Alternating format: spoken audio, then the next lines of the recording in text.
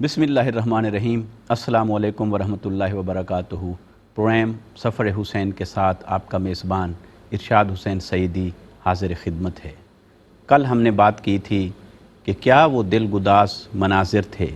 کہ امام علی مقام امام الشہداء امام حسین رضی اللہ تعالی عنہ مدینہ سے روانہ ہوتے ہیں۔ آپ کی گورنر مدینہ سے گفتگو ہوئی اور آپ نے کیسے جرأت کے ساتھ اظہار فرمایا کہ مجھ جیسا شخص یزید جیسے شخص کی بیعت کرے، یہ ہو نہیں سکتا۔ یہ آپ کا اعلان حق تھا۔ اس اعلان حق کے ساتھ آپ مدینہ سے روانہ ہوتے ہیں مکہ کی طرف، اور یہ آپ کا سفر اس معروف راستے پر ہوتا ہے جہاں سے کم و بیش ہر ایک کا گزر ہوتا ہے، کیونکہ حسین ابن علی چھپ کر سفر کرنے والے نہیں تھے۔ یہ راہ حق کے مسافر تھے۔ ان کا ہر سفر حق پر مبنی تھا۔ ان کے سفر کا ایک ایک مرحلہ حق پر مبنی تھا۔ یہ حق ہی کے لیے دنیا میں تشریف لائے تھے، حق ہی کی راہ پر چلتے رہے اور حق ہی کی راہ پہ چل کر حق سے جا ملے۔ رجب کے آخری ایام میں آپ مدینہ سے روانہ ہوتے ہیں اور پھر کم و بیش 4 ماہ تک مکہ میں آپ کا قیام رہتا ہے۔ مکہ میں بہت ساری ملاقاتیں رہتی ہیں اور آپ ان مشاہدات سے، احوال اور واقعات سے اخذ کر رہے تھے اپنے مستقبل کے سفر کو، اپنی منزل کے نقشے کو، کیونکہ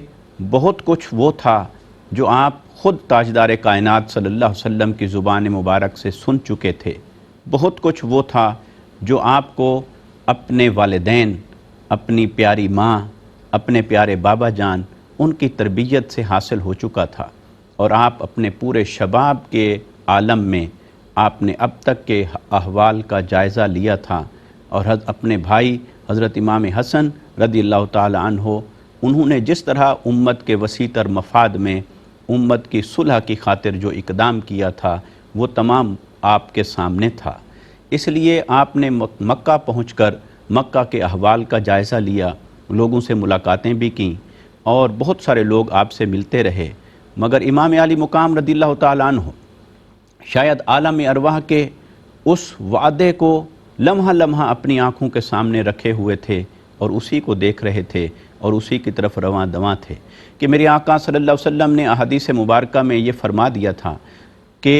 ایک ایسا وقت آئے گا سن 60 ہجری میں ظلم کی حکومت قائم ہوگی، 61 ہجری میں اس کا آغاز ہوگا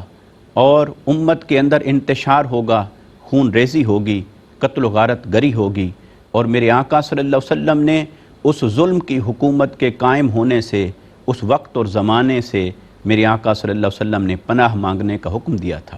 حتیٰ کہ حضرت ابو ہریرہ رضی اللہ تعالی عنہ، آپ کے بارے میں یہ منقول ہے کہ آپ سن 60 ہجری کے جب قریب پہنچنے لگے تو آپ اس سے پناہ مانگتے تھے کہ باری تعالیٰ مجھے سن 60 ہجری اور 61 ہجری کا سورج مت دکھا، اور اللہ رب العزت نے ان کی دعا قبول فرمائی اور سن 60 ہجری سے پہلے ہی آپ کا وصال ہو گیا۔ اور حضرت ابو ہریرہ رضی اللہ تعالی عنہ سے یہ بھی منقول ہے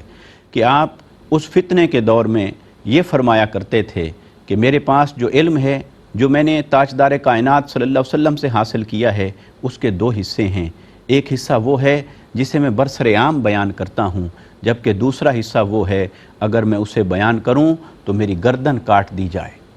اور یقیناً وہ وہی روایات تھیں، احادیث تھیں، وہ وہی اسرار اور معارف تھے، وہی راز تھے جو میرے آقا صلی اللہ علیہ وسلم نے خلافت علی منہاج النبوہ کے اختتام کے بارے میں اور اس کے بعد قائم ہونے والی ملوکیت اور ملوکیت کے بعد قائم ہونے والے ظلم کے دور میں جو کچھ ہونا تھا اسی کا نقشہ کھینچا تھا۔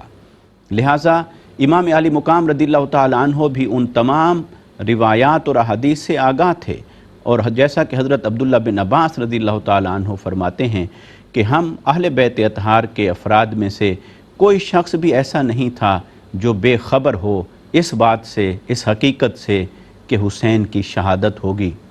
کہاں ہوگی اور کون قاتل ہوں گے۔ ہم اس مقام کو بھی جانتے تھے، وقت اور حالات کو بھی جانتے تھے اور ان افراد کو بھی جانتے تھے، لیکن امام علی مقام امام حسین رضی اللہ تعالی عنہ آپ مسافر تھے راہ حق کے، لہٰذا آپ محض ان روایات یا ان تعلیمات اور ان اسرار اور معارف کی بنیاد پر ظاہری اقدام نہیں فرمانا چاہتے تھے کہ جو ظاہری تقاضے پورے نہ کرے۔ نظم ربی بھی ہے، سنت مصطفیٰ بھی ہے کہ ظاہری حالات کے مطابق ظاہر کے فیصلے ہوتے ہیں، باطن کے فیصلے باطن کے مطابق ہوتے ہیں۔ امام علی مقام رضی اللہ تعالیٰ عنہ اپنے سفر زندگی میں اور سفر زندگی کے اس مشکل ترین اور کٹھن مرحلے کے اندر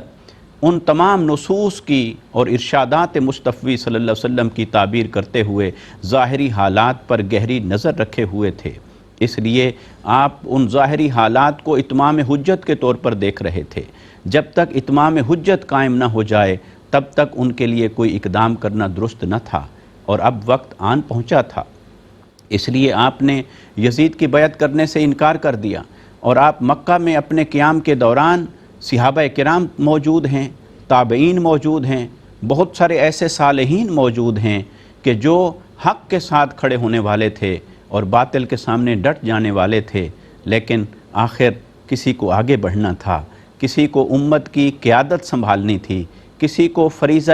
امامت سر انجام دینا تھا، اور وہ حسین کے علاوہ اور کون ہو سکتا تھا۔ امام علی مقام رضی اللہ تعالیٰ عنہ اپنے مکہ میں قیام کے دوران جب مکہ، مدینہ، حجاز اور گرد و نواح کے اہل ایمان کا، صحابہ کرام کا اور معتبر ناموں کا، ان ہستیوں کا جب آپ نے جائزہ لے لیا، ان کے افکار و نظریات کو جب آپ نے جان لیا، اور اسی اثناء میں آپ کو اہل کوفہ کی طرف سے پیغام موصول ہونا شروع ہو جاتے ہیں کہ اے امام علی مقام رضی اللہ تعالیٰ عنہ، آپ آئیے، ہم باطل کی حکومت کے ساتھ کسی طور پر بھی سمجھوتا کرنے کو تیار نہیں، ہم آپ کے ساتھ کھڑے ہوں گے، لیکن ہمیں کوئی راہبر نہیں مل رہا، کوئی رہنما نہیں مل رہا، کس کے ہاتھ کے اوپر بیعت کریں، کوئی لیڈ کرنے والی ہستی آپ کے علاوہ نظر نہیں آ رہی۔ آپ آئیے، ہم آپ کے ہاتھ پر بیعت کریں گے، اور ظلم کے ایک خاتمے کے لیے، استحصال کے خاتمے کے لیے، جبر کے خاتمے کے لیے ہم تن من دھن کی قربانی دیں گے۔ جب یہ پیغامات بھی آپ کو موصول ہوتے ہیں قیام مکہ کے دوران، تو آپ اپنے چچا زاد بھائی اور اپنے معتمد اور معتبر بھائی حضرت مسلم بن عقیل رضی اللہ تعالیٰ عنہ کو حالات کا جائزہ لینے کے لیے بھیجتے ہیں، اور آپ ایک خط روانہ کرتے ہیں ان کے ہاتھ اہل کوفہ کی طرف، اور اس میں آپ لکھتے ہیں اہل کوفہ کو کہ اے اہل کوفہ، میں تمہیں اللہ کی توحید اور وحدانیت کا پیغام دیتا ہوں، میں تمہیں اللہ کے احکام کی پاسداری کا پیغام دیتا ہوں، میں تمہیں نیکی اور سنت مصطفی صلی اللہ علیہ وسلم کی پاسداری اور اس پر قائم رہنے کا پیغام دیتا ہوں، اور جو تم نے مجھ سے توقع وابستہ کی اور جو میری طرف دعوت آپ نے بھیجی ہے، آپ کے عمائدین اور معتبر لوگوں کی دعوت مجھ تک جو پہنچی ہے، میں اس کا مزید جائزہ لینے کے لیے تمہارے پاس اپنے چچا زاد بھائی حضرت مسلم بن عقیل کو بھیج رہا ہوں، لہٰذا یہ تمہارے تمام تر ارادوں سے، احوال سے، واقعات سے، تمہاری عزیمت سے، تمہارے ارادوں سے مجھے آگاہ کریں گے اور میں فیصلہ کروں گا۔ تو امام علی مقام رضی اللہ تعالیٰ عنہ نے رمضان المبارک میں اپنے چچا زاد بھائی حضرت مسلم بن عقیل رضی اللہ تعالیٰ عنہ کو کوفہ کی طرف روانہ کر دیا، اور آپ بدستور قائم رہے، بدستور آپ تشریف فرما رہے مکہ کی سرزمین پر، اور رمضان المبارک کی پر نور ساعتیں آ گئیں،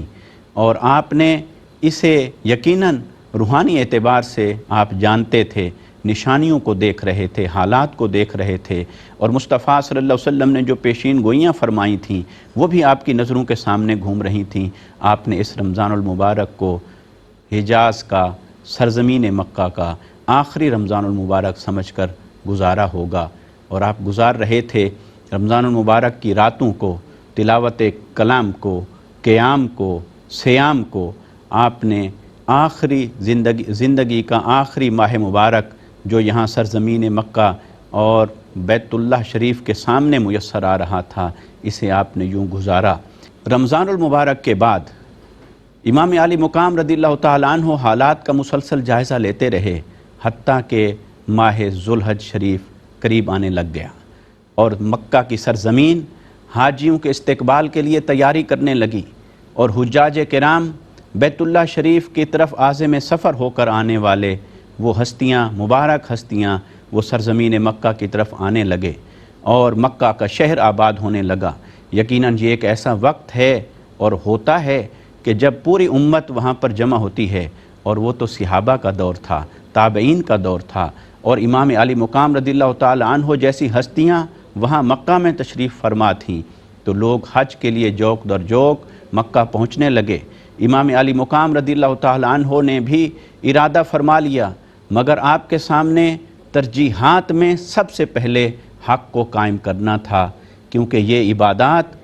हज, नमाज, रोज़ा, ये जुमला इबादात तभी कायम रहती हैं जब कुरान के मुताबिक, सुन्नत मुस्तफ़ा के मुताबिक, जब कुव्वत नाफिज़ा अहले हक़ के पास कायम रहती है। इसलिए आपकी नज़र उसी पे थी कि हक़ और बातिल की जो जंग हुसैन लड़ सकता है, कोई और नहीं लड़ सकता, आप उसके लिए तैयार थे। चुनाचे ऐसा हुआ कि कम व बेश जो रिवायात में हमें मिलती है, मोतबर रिवायात से और जमहूर मुअर्रिखीन की आरा के मुताबिक, हज़रत मुस्लिम बिन अकील रज़ियल्लाहु ताला अन्हु की तरफ से पैगाम पहुँच चुका है कि 40,000 से ज़ायद अहले कूफ़ा आपकी आमद के मुंतज़िर हैं, और वो वफ़ादारी का अज़्म लिए आपकी तशरीफ़ आवरी के लिए ख़्वाहां हैं। तो आपने इहराम बांध लिया था, मगर उस इहराम को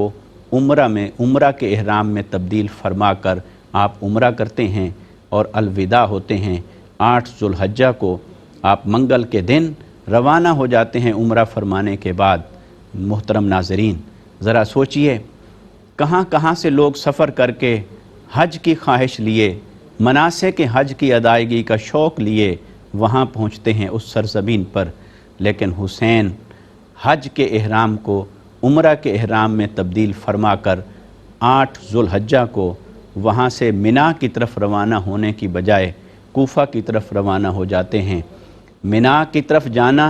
वो भी मुकाम कुर्बानी का है, वहाँ भी कुर्बानी होती है, लेकिन हुसैन उससे बड़ी कुर्बानी के लिए तैयार किए गए थे। इसलिए आप कूफ़ा की तरफ रवाना होते हैं, और जिस तरह के माहौल में इमाम अली मुकाम रज़ियल्लाहु ताला अन्हु कूफ़ा की तरफ रवाना होते हैं, आपने मक्का से रवानगी का इरादा किया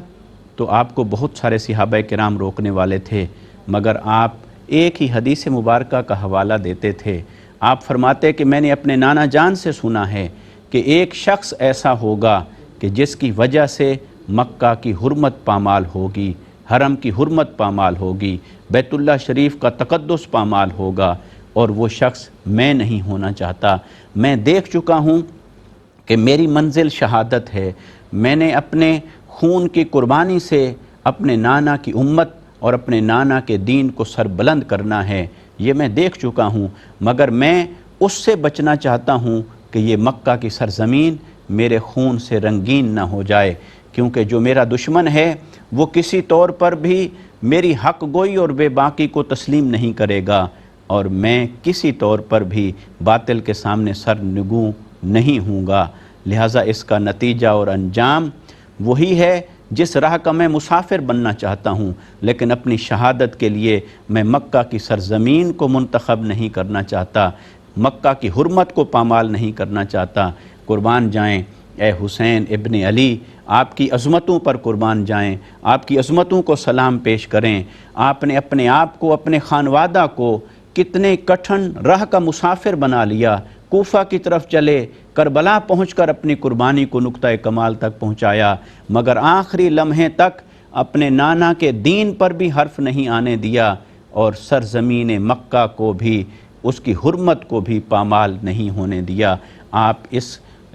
हदीस मुबारक के पेश नज़र मक्का से कूफ़ा की तरफ आज़िम सफ़र होते हैं। इंशाअल्लाह कल इसी प्रोग्राम में हम अगले अहवाल का जायज़ा लेंगे और आपके सामने बयान करेंगे कि मक्का से लेकर करबला तक आपने ये सफ़र कैसे फ़रमाया और रास्ते में क्या अहवाल पेश आए। कल तक के लिए अपने मेज़बान इरशाद हुसैन सईदी को इजाज़त दीजिए। अल्लाह हाफ़िज़। अस्सलामु अलैकुम वरहमतुल्लाहि वबरकातुहू।